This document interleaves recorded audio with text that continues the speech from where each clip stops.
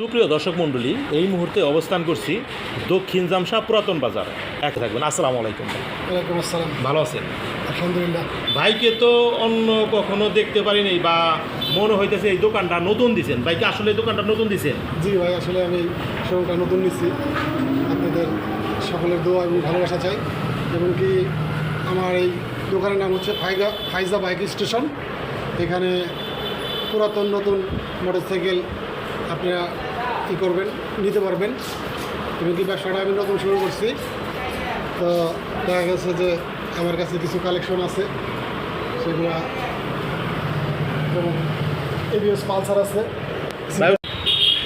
আসলে আমি এখানে নতুন দোকানটা করছি এবং কি সকল ভাই বন্ধুদের ভালোবাসা চাই।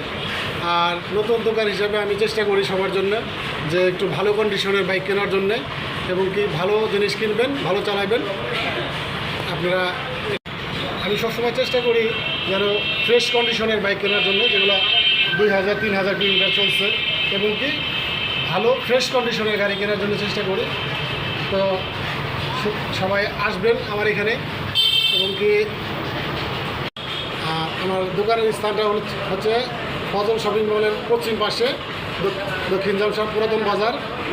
তো এখানে আসবেন, এবং কি আমি নতুন দোকানদার হিসেবে চেষ্টা করব সবাইকে একটু স্বল্প রেটে এই গাড়ি সেল দেওয়ার চেষ্টা করবো ইনশাল্লাহ। সবার কাছে দোয়া চাই,